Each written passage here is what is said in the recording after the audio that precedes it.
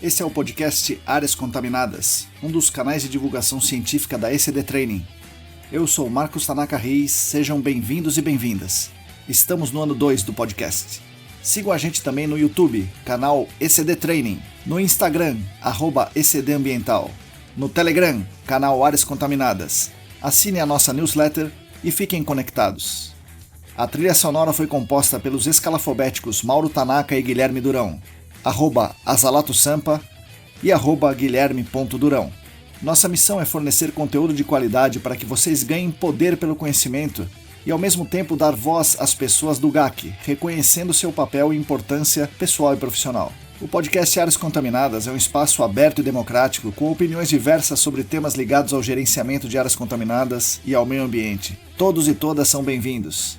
O oferecimento é da ECD Training e dos colaboradores do Apoia-se. A edição é de Lilian Coreiaço Rios.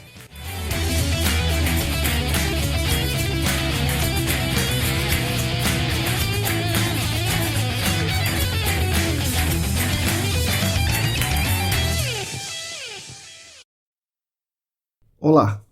Para todo mundo que está lavando a louça, dobrando a roupa, viajando, revisando aquele relatório final, bom dia, boa tarde, boa noite. Eu sou Marcos Tanaka Reis e esse é o episódio 92 do podcast Áreas Contaminadas, o quinto do ano de 2022. Nosso podcast, como vocês sabem, é editado por Lilian Coreiaço Rios, oferecido pelos nossos maravilhosos colaboradores do Apoia-se e conta com o patrocínio master da Clean Environment Brasil, que comercializa produtos e tecnologias para investigação e remediação de áreas contaminadas. Acesse o site da Clean, www.clean.com.br. O podcast Áreas Contaminadas conta também com os patrocinadores Ouro, Laboratório E-Consulting e a Vapor Solutions, e o patrocinador Prata, a LabCris Análises Ambientais. Agradeço demais a companhia de todas e todos vocês, é uma grande honra para mim ter vocês aqui conosco, nos cedendo seu valioso tempo e sua valiosa atenção. Como vocês já sabem, os nossos canais são mantidos com a ajuda financeira dos nossos colaboradores no Apoia-se. Quem quiser e quem puder contribuir financeiramente conosco ajudará a ECD, com certeza, mas também ajudará toda a nossa comunidade. Para fazer essa eventual contribuição financeira, é só acessar o site apoia.se/ECDambiental. É relativamente simples, relativamente seguro, você pode escolher como vai fazer esse eventual pagamento. Se é com boleto, se é com cartão, etc. A transação é segura como qualquer outra compra online, e mensalmente o Apoia-se faz essa cobrança, sem muita dor de cabeça. Gostaria de deixar público meus agradecimentos aos nossos colaboradores que querem e que podem contribuir com a nossa ideia de compartilhar conhecimento sobre gerenciamento de áreas contaminadas, sobre meio ambiente, ciência, economia, e de construir um mundo melhor e mais justo para todas e todos. Os nossos atuais apoiadores financeiros são os seguintes: Ábila de Moraes, Alisson Dourado, Alain Humberto, Atila Pessoa, Augusto Amável, Beatriz Lucasac, Bruno Fiscuc, Bruno Baltazar, Bruno Bezerra, Bruno Bonetti, Calvin Ost, Cristina Maluf, Daiane Teixeira, Diego Silva, Fabiano Rodrigues, Felipe Ferreira, Heitor Gardenal, Heraldo Jaquete, Gilberto Vilas Boas, Guilherme Corino, João Paulo Dantas, José Gustavo Macedo, Joyce Cruz, Juliana Mantovani, Larissa Macedo, Leandro Freitas, Leandro Oliveira, Lilian Puerta, Luana Fernandes, Luciana Vaz, Marina Mello, Mariluz Gomes, Paulo Negrão, Rafael Godoy, Renato Kumamoto, Roberto Costa, Rodrigo Alves, Sérgio Rocha, Solene Sampaio, Tamara Dias, Tatiana Citolini, Thiago Soares, Wagner Rodrigo, William Taqui e mais 8 apoiadores anônimos. Muito obrigado a vocês que são os principais responsáveis pela manutenção dos nossos canais de divulgação.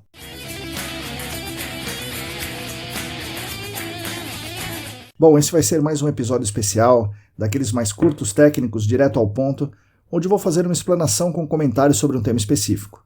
Não custa lembrar, essa é uma ideia muito boa de Celine Coutinho e Larissa Macedo. Muita gente me disse que esse tipo de episódio mais técnico e, assim, direto ao ponto, é importante para ajudar as pessoas, falando de temas que nem todos têm acesso facilitado. Então a ideia está sendo intercalar as entrevistas com esses episódios mais curtos, técnicos. E aí gostaria que vocês me sugerissem temas, abordagens, textos, etc. para a gente falar por aqui, tá? Antes do episódio em si, eu gostaria de dar uns recados importantes. Continuam abertas as inscrições para os 2 cursos de pós-graduação do Senac. Como todo início de ano, as inscrições estão abertas para a turma de remediação de áreas contaminadas, a 9ª turma. Esse curso tem duração de 1 ano e aulas presenciais aos sábados e online em um dia da semana à noite. A nossa tentativa vai ser fazer as aulas presenciais serem híbridas de qualquer modo, né? Mesmo sem pandemia, ou seja, com a possibilidade do aluno acompanhar presencialmente ou virtualmente. A novidade desse ano é que estão abertas também as inscrições para o processo seletivo da 22ª turma do Gerenciamento de Áreas Contaminadas. Normalmente esse curso abre inscrições no 2º semestre.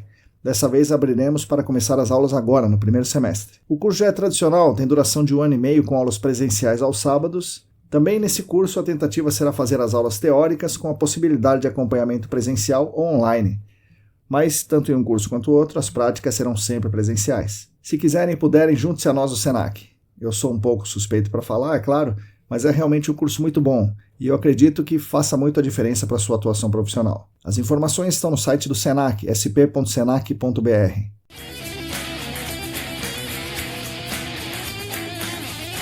Então legal, vamos agora ao tema central desse episódio, as propriedades do solo. Esse episódio foi uma ideia que a Tamara Dias me deu há algum tempo e só agora eu resolvi pesquisar o suficiente para tentar falar disso com vocês aqui. Espero que vocês gostem. Façam como a Tamara, sugiram algum tema, alguma ideia e a gente tenta viabilizar aqui na medida do possível no nosso podcast. Afinal, é o nosso podcast. Bom, todo mundo sabe que a amostragem de solo é a etapa essencial da investigação de uma área contaminada. Pelo menos é o que eu penso e é o que eu venho falando há um bom tempo, certamente mais de 10 anos eu venho falando isso. Mas o que fazer com a amostra de solo? O que fazer com essa amostra de solo que você coleta, além de encaminhá-la para análises químicas ou fazer uma varredura da substância química de interesse em campo, como uma varredura de VOC no liner, por exemplo, ou um XRF para metais? Você tem muito mais coisas para fazer com essa amostra. Uma etapa crucial do estudo é identificar, delimitar e caracterizar uma unidade estratigráfica, para depois elaborar um modelo conceitual do meio físico. Meio físico aí é geológico, hidrogeológico, hidrogeoquímico, que será confrontado com a eventual contaminação. Então você precisa fazer esse modelo do meio físico. Para fazer o modelo do meio físico, você precisa identificar, delimitar e caracterizar as unidades estratigráficas, e você faz isso com as amostras de solo. A identificação e a delimitação dessas unidades estratigráficas, além da amostragem de solo, podem ser feitas e muito bem feitas com HPT, com CPTU, com DPIL e outras coisas, mas podem ser feitas com uma boa amostragem de solo acompanhada de uma excelente descrição tátil visual. E ainda assim faltaria a caracterização da unidade estratigráfica. Identificar e delimitar, beleza, mas e caracterizar? Bom, em 110% das investigações, as pessoas fazem amostragem de solo e descrição, embora possam fazer outras coisas também. Mas a amostragem de solo e descrição todo mundo faz, sempre fez e vai continuar fazendo por um bom tempo. Mas como fazer essa descrição tátil visual da amostra de solo? E mais, como fazer a caracterização dessas unidades estratigráficas que você está lá descrevendo? Qual a relação dessas amostras com a famosa geologia regional ou hidrogeologia regional, que vai virando nos relatórios aquele famoso copia e cole, sem nenhuma reflexão? Existe relação entre aquela amostra e a geologia regional? Uma sequência estratigráfica em um ponto se relaciona com a sequência estratigráfica de outro ponto naquele site? Como ela se relaciona? Por que ela se relaciona? Essas são perguntas muito comuns no nosso mercado, que vou tentar avançar nas respostas aqui nesse episódio. Outras perguntas importantes que são feitas para nós aí com muita frequência. Por exemplo, como determinar a porosidade total? O que é porosidade total? O que é porosidade efetiva?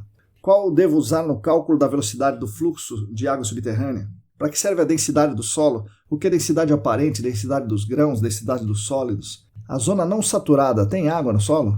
Tem água nos poros? Como é que é a curva granulométrica? Para que serve isso? São várias e várias perguntas que eu ouço e resolvi pesquisar melhor para trazer algumas informações mais pertinentes aqui para vocês. Eu não vou tratar nesse episódio de coleta de amostra de solo não representativa, como trado manual sem revestimento, ou coleta de amostra de solo no espiral do Hollow, ou mesmo com direct push com liner, mas com aquele single tube de furo aberto, Eu não vou considerar que está sendo feito isso.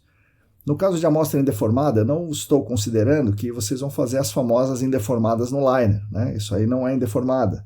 E nem vou considerar que essas amostras serão coletadas com o amostrador Uhland. Quando eu falar de amostra indeformada, eu estou considerando que são amostras representativas, indeformadas, coletadas no Shelby. Em resumo, vou considerar que as amostras aqui, para tudo que eu vou falar, foram bem coletadas e são representativas das profundidades que você está querendo.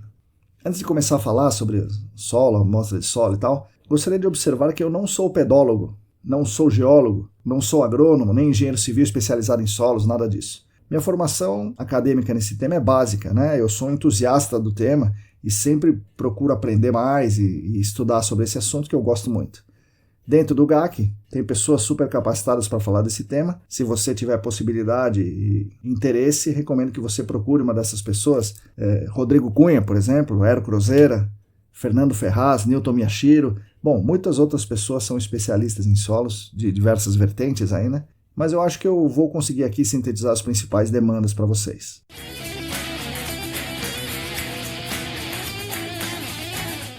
Bom, primeiro de tudo, por que temos que olhar para o solo em uma investigação de áreas contaminadas se a nossa grande preocupação é com a água subterrânea, tanto a proteção da água subterrânea, quanto à concentração obtida nesse meio. As razões são inúmeras, já abordamos aqui em muitos episódios, mas uma delas eu vou repetir aqui para vocês, e vou repetir muitas vezes. A água subterrânea não está em um imenso lago subterrâneo, não está num rio gigante que corre aqui em subsuperfície. Parece meio bobo o que eu estou falando aqui, né? Mas muita gente aí no mundo, né, fora da nossa área, alguns dentro da nossa área, realmente muita gente pensa que o aquífero é um mar subterrâneo. A água subterrânea está nos poros do solo, pessoal. É sempre bom ressaltar isso. A água subterrânea que a gente investiga está nos poros do solo. Pode estar também nos poros das rochas ou nas fraturas das rochas. Aqui nós vamos tratar de solo, então vamos considerar a água que está nos poros do solo. E se ela está nos poros do solo, significa que o solo tem poros, ou espaços vazios, que a gente chama de vazios. Portanto, o solo é formado pelas partículas sólidas e pelos vazios. Na zona saturada, todos os vazios são preenchidos por água. Então, essa é uma coisa muito importante. Na zona saturada, todos os poros, todos os vazios do solo são preenchidos por água.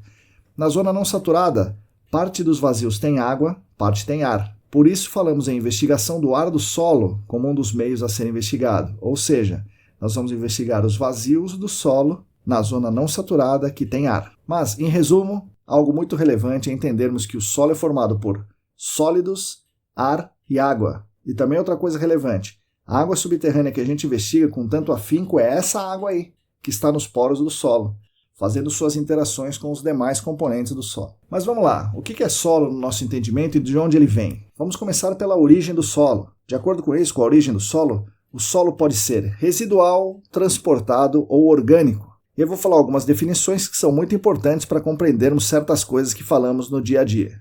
O solo residual, pessoal, é aquele que permanece no local da rocha de origem, que a gente chama de rocha-mãe. Então ele permanece no local da rocha de origem, então ele é formado no próprio local, então ele veio daquela rocha e foi se diferenciando naquilo que a gente chama de solo. Tá? Então isso é um solo, mas é um solo residual, porque ele foi formado a partir da rocha naquele local. Para que ocorram solos residuais, é necessário que a velocidade de decomposição da rocha seja maior que a velocidade de remoção pelos agentes externos, como água, vento e tal. Então eu preciso que o intemperismo ataque a rocha e decomponha essa rocha antes que a água e o vento tire esses sedimentos aí nessas partículas que estão sendo formadas. Tá? Também chamamos esse solo residual de solo de alteração. Então o solo residual, que é formado ali naquele local a partir de uma rocha-mãe, é também chamado de solo de alteração, pois é formado da alteração da rocha-mãe. É chamado também de elúvio, ou solo eluvial, mas esse nome a gente ouve com menos frequência. Tá? Então, o solo residual provém da rocha-sã intemperizada normalmente pelo processo químico, permanecendo aquele solo residual in situ.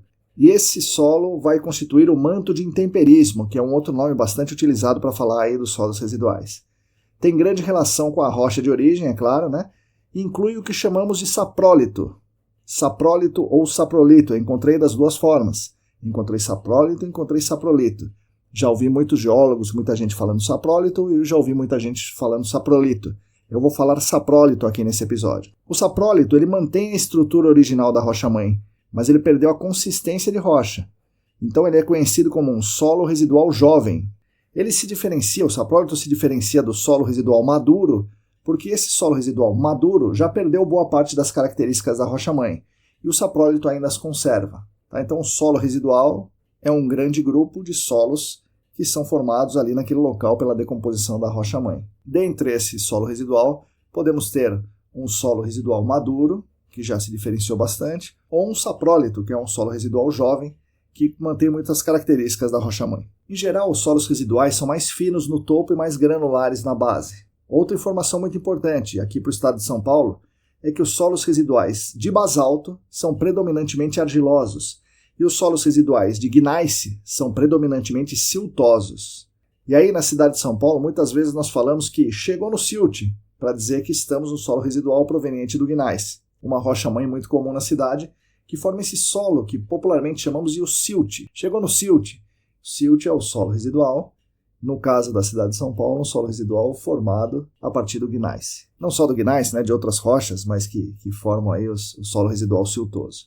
É muito importante a descrição diferenciar o silt transportado, né, nós vamos falar de solos transportados ali na frente, mas existe o silt que foi transportado e o silt de um solo residual.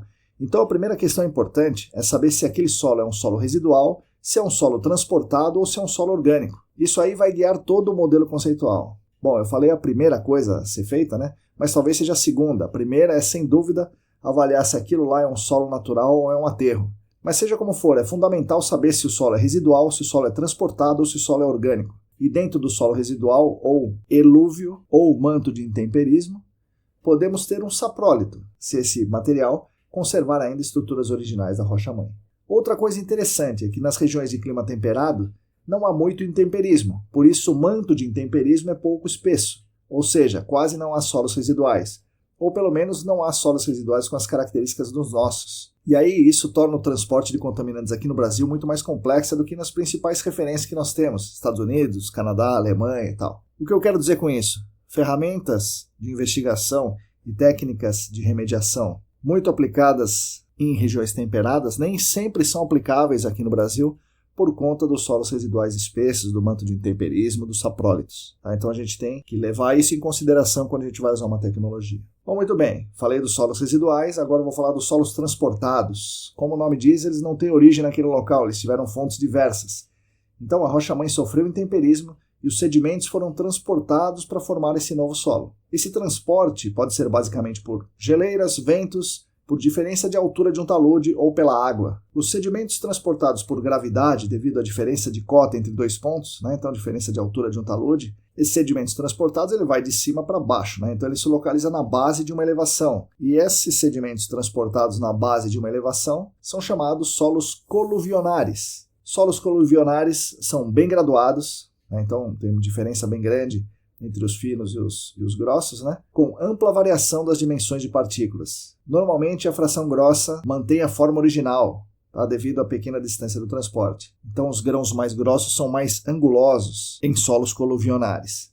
E quando os sedimentos são transportados pela água, há uma seleção, e os sedimentos maiores são depositados a uma distância menor da fonte. E os sedimentos menores, mais finos, vão mais longe, a uma distância muito maior do local do início do transporte.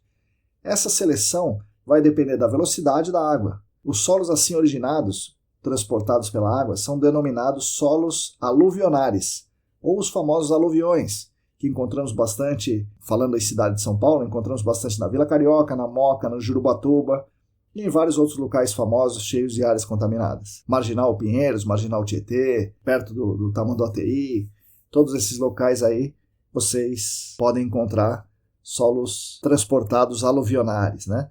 O transporte dos sedimentos pela água permite que mesmo aqueles com dimensões maiores sejam rolados a uma distância que provoque alteração na sua forma e dimensões iniciais. Então, os sedimentos mais grossos, transportados pela água, são normalmente mais arredondados. Então, a diferença entre alúvio e colúvio é que os solos aluvionares são transportados pela água, normalmente, para nós aqui, pelos rios, né? Essa água são rios, e os solos coluvionares são aqueles formados por sedimentos que caíram de algum lugar mais alto e se depositaram embaixo. Os sedimentos transportados pelo vento dão origem a solos eólicos, que são mal graduados, são porosos, são poucos densos.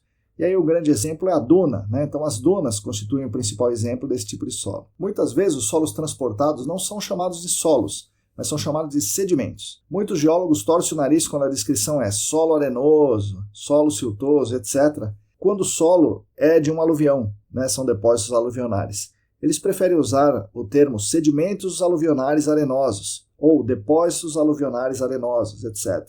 E deixam o termo solo somente para os solos residuais. E aí, por via das dúvidas, vou deixar uma dica para vocês. Descreva sempre na forma areia, argila, etc. Não diga solo argiloso, que é para não dar confusão na interpretação. Porque se você fala argila, vale tanto para argila que é um depósito aluvionar, coluvionar, ou se é uma argila que veio da rocha, né, se é um solo residual ali. Então essa é basicamente a diferença entre os solos transportados e os solos residuais, né? Os transportados, então, na maior parte das vezes aqui para nós, são solos aluvionares, são transportados pela água, né, pela água dos rios. Isso está na maior parte das áreas que a gente estuda. Por fim, temos também solos orgânicos. Esses são formados pela mistura de matéria orgânica, animal, vegetal, com os sedimentos pré-existentes. Ocorrem em locais característicos mais favoráveis ao acúmulo de matéria orgânica, como várzeas, baixadas litorâneas, depressões, pântanos e tal. Então, isso é a classificação do solo quanto à origem. É óbvio, né? A gente pode ter uma camada de sedimentos orgânicos no meio de um depósito aluvionar. E, por sua vez, o depósito aluvionar pode ter sido depositado acima de um solo residual. E aí são diferentes unidades em um mesmo local. Nós temos que caracterizar todas essas unidades no nosso trabalho. Então, pessoal, logo depois de descobrir se aquilo é um aterro ou solo natural, a gente tem que descrever o solo quanto à origem. Se é um solo residual, se é um solo orgânico ou se é um solo transportado. E se for transportado, é um coluvionar ou um solo aluvionar. Quando você for descrever, não diga solo argiloso, diga argila, que é mais fácil para você e para todos os outros que vão interpretar o que você está escrevendo.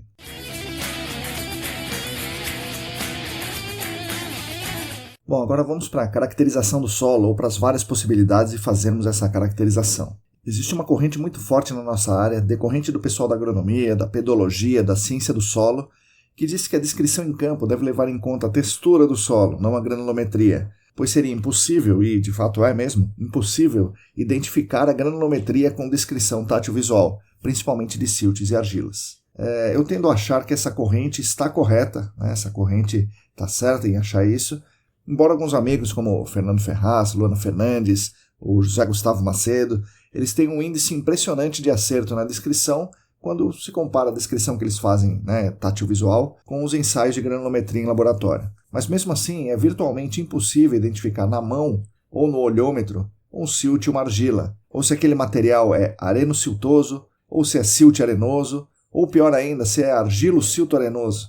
Além da impossibilidade da gente diferenciar os siltos das argilas na mão, existe uma variação de porcentagem desses materiais, o que atrapalha muito a precisão da descrição tátil-visual. Então a ideia de identificar inicialmente pela textura é interessante. Um solo, um sedimento de textura fina, que seriam as argilas e os siltes, textura média, que seriam areia fina, areia média, e textura grossa, que seriam areias grossas e pedregulhos. Ou usar algo como textura fina, né, para representar o silt e argila, e diferenciar as areias finas, médias e grossas e pedregulhos, né, da maneira como a gente consegue fazer isso com o tátil-visual. Enfim, essa seria uma sugestão.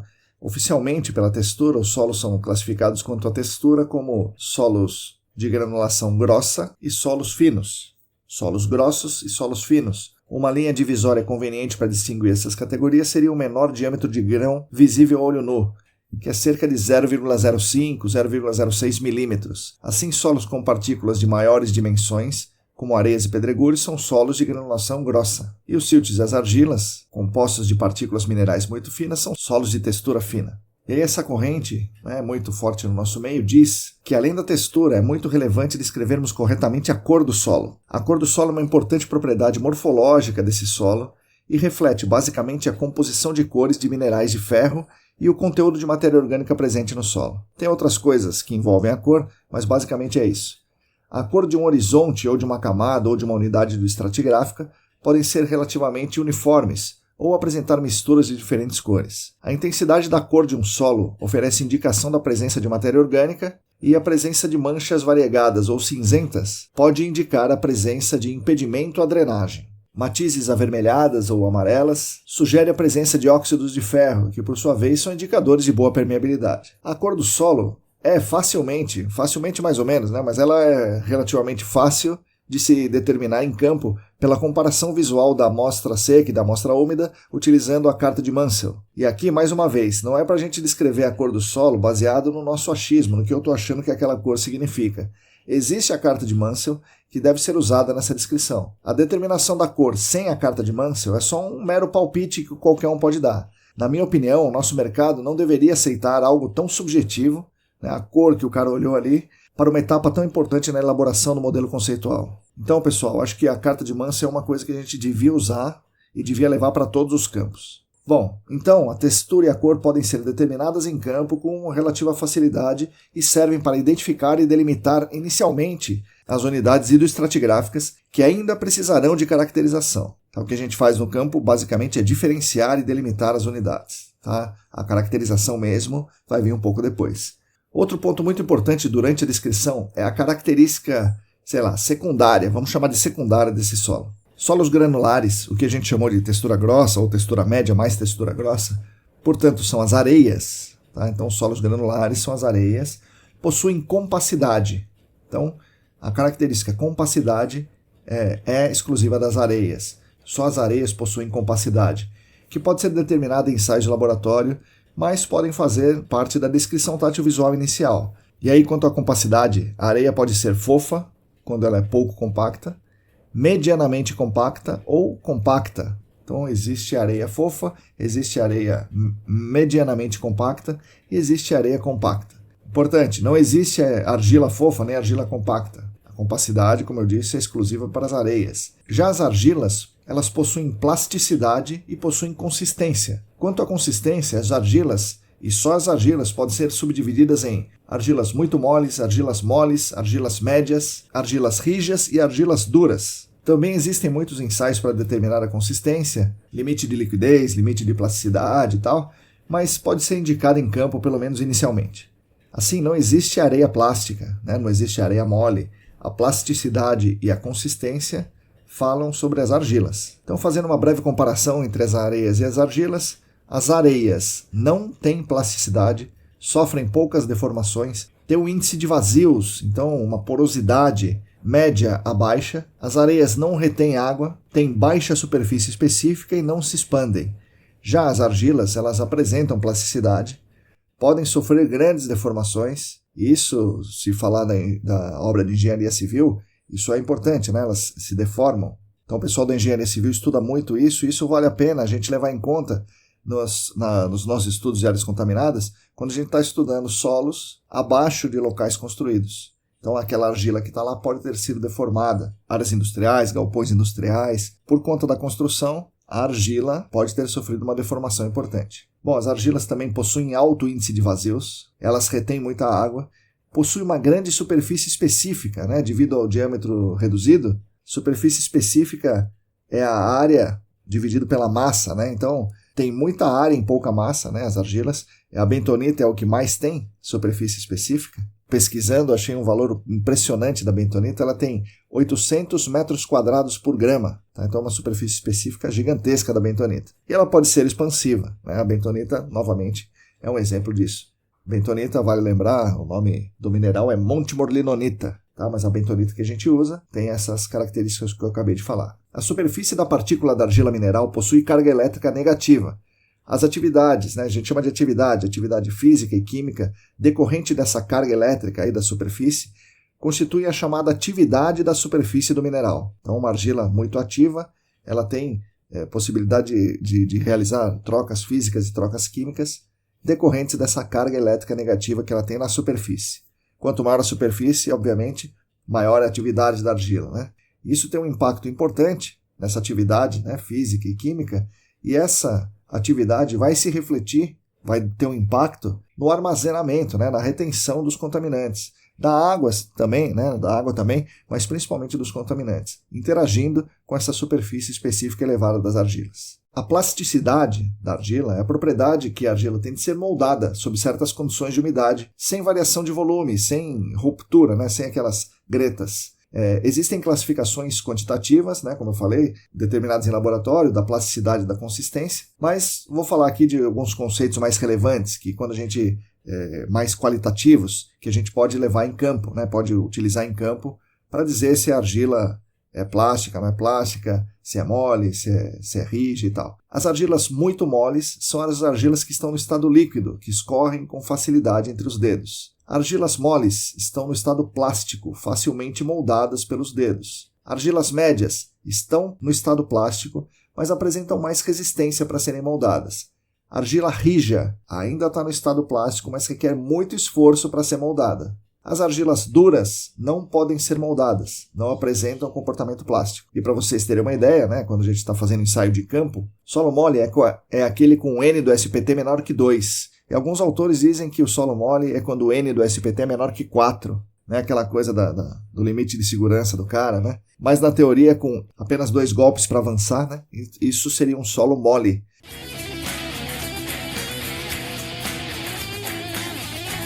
Legal, falamos de argilas, de areias, de como classificá-las com uma descrição tátil-visual e falamos também que a classificação mais rigorosa, mais correta, só pode ser feita no laboratório com ensaio de granulometria. Mas no que consiste esse tal ensaio de granulometria? Mais ou menos, assim, grosso modo, é o seguinte. O pessoal do laboratório pega uma quantidade da amostra de solo, seca essa amostra e pesa. Então, a amostra é colocada em uma série de peneiras empilhadas que são agitadas, são vibradas, num agitador. A peneira mais acima é a peneira de malha mais grossa e a peneira mais de baixo é a peneira de malha mais fina. Abaixo das peneiras tem um recipiente. Após um tempo, pesa-se o solo que ficou retido em cada peneira e se estabelece uma curva que relaciona a massa relativa do solo, em porcentagem, pela abertura da malha da peneira. Digamos, por exemplo, se 90% da massa inicial passou pela primeira peneira, significa que 10% da massa da amostra inicial tem um tamanho de grãos maior do que a malha daquela peneira. Para vocês terem uma ideia, a peneira mais fina é a de 0,06 milímetros, chamada peneira de 200 mesh, ou peneira número 200. Por ela, passam todos os finos, sejam siltes ou sejam argilas. Então, pela peneira mais fina da primeira parte do ensaio da granulometria, que é o peneiramento, passam os siltes e as argilas, ficam naquele recipiente para fazer a segunda parte do ensaio de granulometria. Mas calma aí, essa segunda parte fica para daqui a pouco. Bom, a primeira parte do ensaio de granulometria termina aí, com as porcentagens de massa que passam em cada peneira e a porcentagem de finos totais, nesse caso. Muitos ensaios granulométricos, chamados granulometria por peneiramento, terminam aí. E aí você fica sem saber quanto daqueles finos são siltes e quantos são argilas.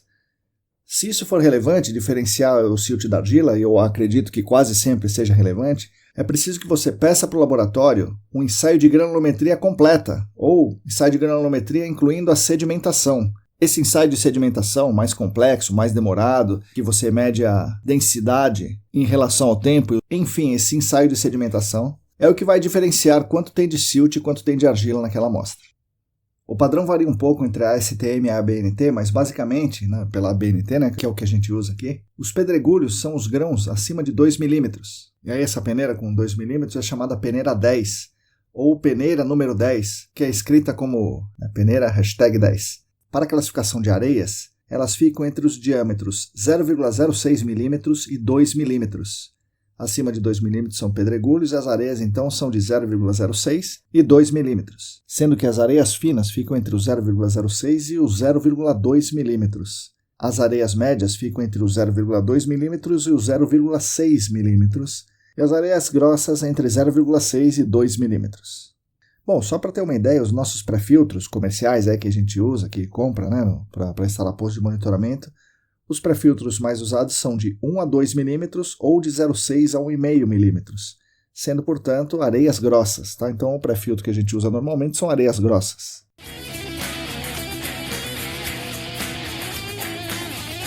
Bom, retomando então a história do ensaio de peneiramento. No final do peneiramento, que todas as peneiras são agitadas e tal, e uma parte de cada solo fica em cada peneira, no final desse peneiramento haverá uma fração de solo presa em cada uma das peneiras.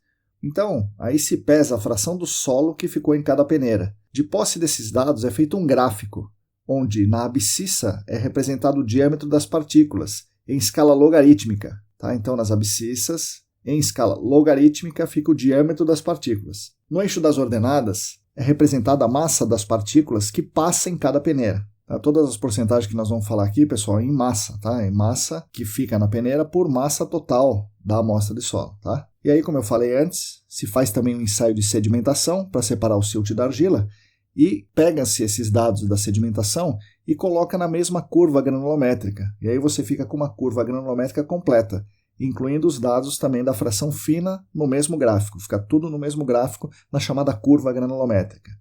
A interpretação desse gráfico, dessa curva granulométrica, não é tão trivial assim. Não é nada de outro mundo, mas também não é tão simples. Primeiro que a escala no eixo das abscissas é logarítmica, então isso dá uma certa confusão, você precisa ficar atento para esse fato. O segundo ponto de atenção, importante, é que a interpretação deve começar no canto superior direito do gráfico, o que é uma coisa pouco usual. Então a interpretação vai começar no canto superior direito, que é onde está o 100%, antes de começar o peneiramento. E aí, indo da direita para a esquerda, você vai começar a ver os valores de porcentagem caírem, porque uma parte vai ficando retida nas peneiras mais grossas.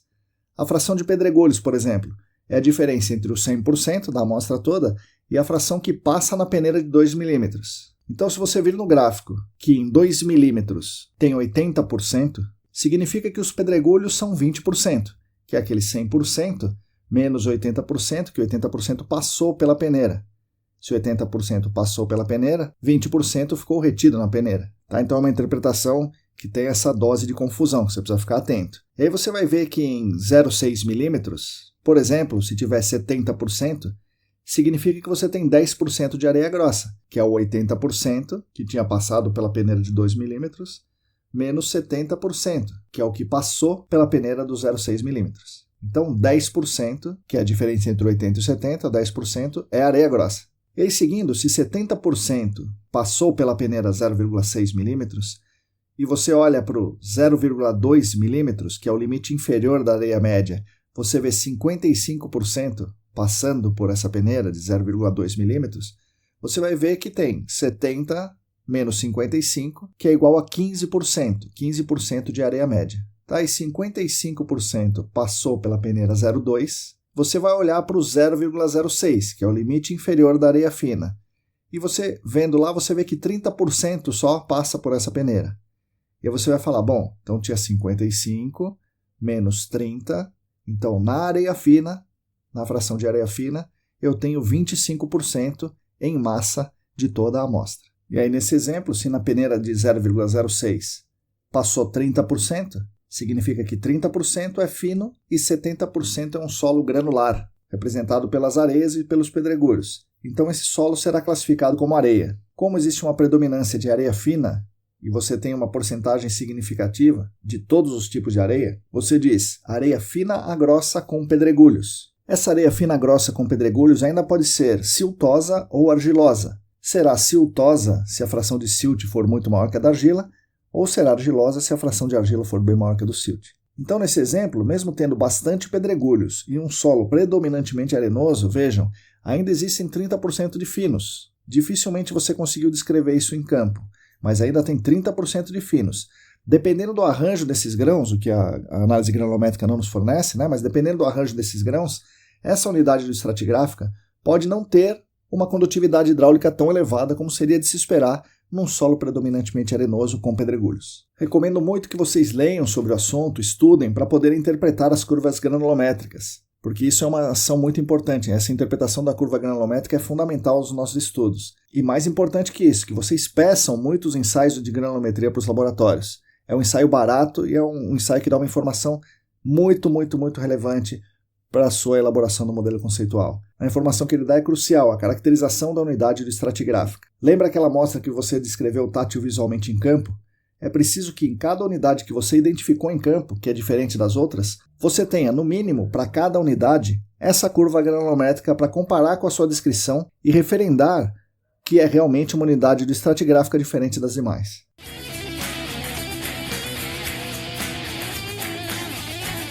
Com a curva granulométrica, pessoal, além da classificação entre areia, siltes, argilas e tal, você ainda pode classificar aquele solo como bem graduado, quando a distribuição é mais ou menos uniforme entre as partículas, ou você pode só considerar as areias, né, a fração de areia, e chamar a areia de bem graduada, quando a distribuição é mais ou menos uniforme entre as areias. E o solo vai gradando do grosso para fino, então tem partículas grossas, partículas finas, tem de tudo ali. Então um solo bem graduado é que tem uma distribuição mais ou menos uniforme entre vários tipos de partículas. Solos homogêneos, ou solos também chamados de mal graduados, são aqueles solos, ou se você estiver falando só de areia, são aquelas areias que têm a distribuição mais concentrada em uma fração. Seria uma areia fina homogênea, por exemplo, se 70% das partículas ficarem na faixa da areia fina. Em alguns sistemas de classificação, vocês vão ver as notações W, né, para well graded, para bem graduado. Né? Então W, você coloca o W, e P, poorly graded, ou mal graduado. Então o W significa bem graduado, quer dizer que tem uma distribuição uniforme entre as partículas,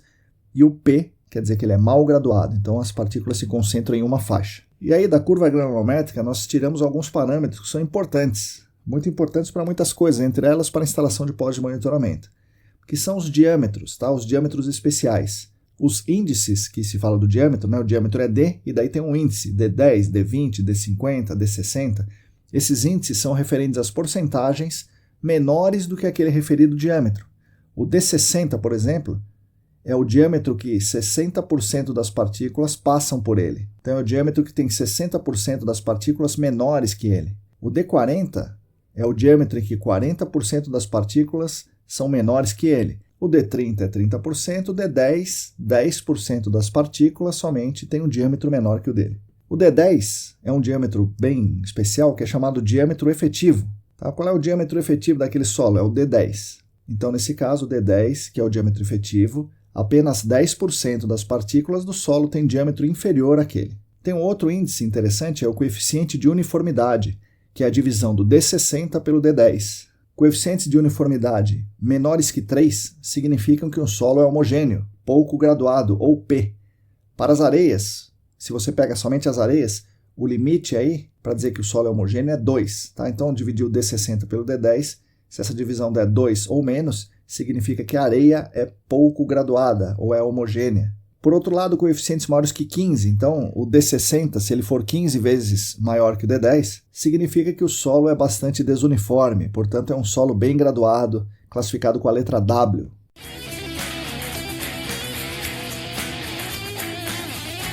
E aí, pessoal, por fim, eu vou falar de alguns índices do solo e de algumas de suas relações. Isso é para vocês se acostumarem com os nomes e saberem o que pedir para o seu laboratório de solos. Muitas vezes vocês mandam uma amostra deformada para fazer uma geotecnia completa, mas não sabem o que significa cada um dos índices, como cada um dos ensaios é feito, se é que é feito ou se são só calculados e tal. É interessante você saber também que poucos índices têm ensaios. A maior parte deles é obtida por relação de outros índices e de outros ensaios. Eu não vou ficar aqui falando das relações entre os índices, da determinação de alguns deles e principalmente do uso deles. Vamos lá, primeiro, retomando, é importante saber que no solo nós temos partículas sólidas, nós temos água e temos vazios, ou ar, né? Vazios ou ar, né? Os vazios estão preenchidos por ar e esses poros estão preenchidos por água ou ar. Nós temos sólidos e poros, e os poros podem ter água ou ar. Aqui, né, nesse tipo de cálculo, nessas relações que a gente usa, sempre a gente considera que a massa específica da água é 1 grama por centímetro cúbico, ou 1 grama por ml. Então, nós temos os seguintes índices físicos muito importantes que a gente tem que saber o que significa. O primeiro deles é a porosidade. Porosidade é a relação entre o volume de vazios e o volume total da amostra de solo. Volume de vazios e o volume total. Essa é a porosidade total. Em argilas, há muitos vazios. Em areias, há poucos vazios, como já falamos. De modo que a porosidade total é maior nas argilas. Porém, a porosidade efetiva, que é aquela porosidade que tem os poros interconectados, é muito menor nas argilas e é maior nas areias. Isso que faz com que haja uma maior permeabilidade na areia do que na argila. Tá? Os poros interconectados, mas como porosidade, a porosidade é maior nas argilas, então ela armazena mais. Ela tem a porosidade maior, portanto a relação entre o volume de vazios e o volume total é maior. Tem um outro índice parecido que confunde a gente, é o índice de vazios. Índice de vazios, pessoal, é a razão entre o volume de vazios e o volume de sólidos. Tá? Não o volume total, mas o volume de sólidos de uma amostra de solo. Então, cuidado ao usar esse índice de vazios como se fosse porosidade, porque uma coisa é uma coisa, outra coisa é outra coisa. Pode ser que o índice de vazios seja maior que 1. Né? Então, se os seus vazios tiver mais vazios em volume do que sólidos, você tem um índice de vazios maior que 1. Isso não acontece na porosidade. O que importa para a gente, então, pessoal, é a porosidade, não o índice de vazios. Às vezes, esse valor vem junto quando você pede uma geotecnia completa, e esse índice de vazios vai te confundir. Outra coisa interessante, grau de saturação. O grau de saturação de um solo indica a porcentagem de seu volume de vazios preenchidos por água. Um solo saturado tem 100% dos poros preenchidos por água. E aí, pessoal, tem o teor de umidade. Atenção nisso, o teor de umidade é a relação entre o peso de água e o peso dos sólidos em uma amostra de solo. Veja novamente, é o peso dos sólidos. O teor de umidade, então, pode ser maior do que 1, e o grau de saturação não. Tá? Então, o grau de saturação é uma coisa, teor de umidade é outra. Atenção para esses resultados que te entregarem, né? Que você precisa interpretar corretamente. Nós temos também o peso específico. O peso específico é muito interessante e muito importante. Tem vários tipos de peso específico. O primeiro peso específico que nós vamos falar é o peso específico natural. O peso específico natural, que é a relação entre o peso total da amostra e o volume total da amostra, considerando todas as 3 fases. E é o que podemos chamar de densidade da amostra, né? A gente fala popularmente como a densidade. Qual é a densidade daquele solo? Então, na verdade, isso é o peso específico natural. Relação entre a massa total da amostra, o peso, né? Na verdade, ensaios de mecânica do solo, eles levam em conta o peso específico, né? O peso da amostra, não a massa, mas na verdade é o peso da amostra por seu volume total. Então, isso é importante porque é o valor que a gente usa para estimar a massa de solo removido a ser destinado a um aterro. Tá? Então a gente precisa do peso específico natural. Temos também o peso específico dos sólidos. O peso específico dos sólidos é a relação entre o peso dos sólidos e o volume dos sólidos da amostra de solo. Às vezes, esse peso específico dos sólidos é chamada densidade dos grãos, ou densidade dos sólidos. É um valor que varia pouco, oscilando entre 25 e 29 kN por metro cúbico, ou, se a gente transformar isso em massa, né, vai ficar em 2,5 a 2,9 gramas por centímetro cúbico.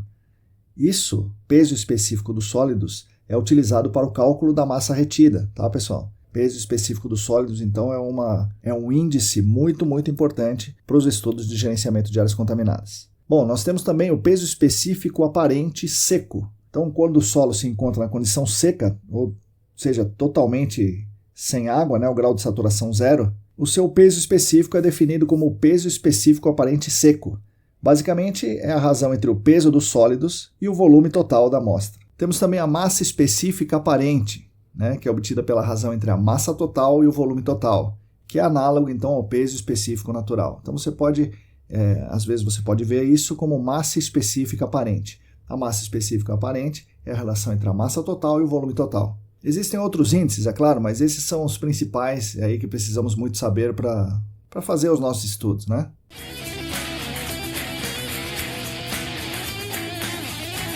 Enfim, concluindo aqui a nossa história, nós devemos identificar, delimitar e caracterizar as unidades estratigráficas. Para isso, temos que coletar amostras de solo representativas, que nos permitam avaliar essas amostras e identificar as anomalias e diferenciações importantes que a gente vê lá no campo. Inicialmente, fazemos uma caracterização de campo, né? Basicamente, essa caracterização deve levar em conta a textura, a cor e a compacidade, se for areias, ou a plasticidade e consistência, se for argilas. Lembro que a cor não é a cor que a gente acha que é, mas sim a cor dentro de um certo padrão, e o padrão mais usado para solos é a carta de Munsell. Mesmo com a descrição de campo muito bem feita, devemos sempre coletar amostras para análises em laboratório para cada unidade de estratigráfica que a gente queira caracterizar, para a gente poder confrontar as descrições táteis visuais com resultados numéricos, né, resultados confiáveis, obtidos em laboratório. A principal caracterização que a gente precisa é uma curva granulométrica completa, incluindo a sedimentação. Outros índices muito importantes são importantes para a caracterização da unidade do estratigráfica, mas elas requerem amostras indeformadas. E, como eu já falei, a amostra indeformada deve ser feita com Shelby, com uma série de cuidados, tá? Os principais índices que a gente obtém a partir das amostras indeformadas são porosidade total, porosidade efetiva, peso específico natural, peso específico dos sólidos e massa específica aparente.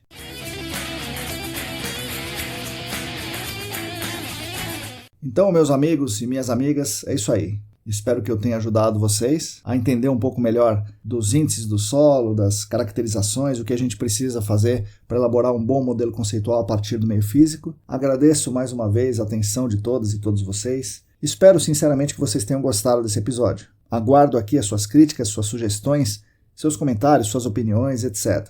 Agradeço novamente aos nossos patrocinadores, a Clean Environment Brasil como patrocinadora Master, o Laboratório Consult como patrocinador Ouro, a Vapor Solution também como patrocinador Ouro e a LabCris Análises Ambientais como patrocinador Prata. Nós da ECD Training, junto com vocês, continuaremos lutando por um mundo melhor e mais justo para todas e todos e para as futuras gerações. Para isso, continuaremos tentando dar poder pelo conhecimento e dar voz pelo reconhecimento. Sigam a gente no YouTube, no Telegram, Facebook, Instagram, assinem a nossa newsletter e fiquem conectados. Somos atualmente em 488 assinantes da newsletter, 406 inscritos no nosso canal do Telegram, 910 inscritos no canal do YouTube, olha só, 910, estamos quase no 1000. 847 seguidoras e seguidores no Instagram e 48 apoiadores financeiros no Apoia-se. Repetindo, se você quiser e se você puder, contribua financeiramente conosco no Apoia-se. Basta acessar o site apoia.se/ecdambiental. A todas e todos vocês, muito obrigado e até a semana que vem.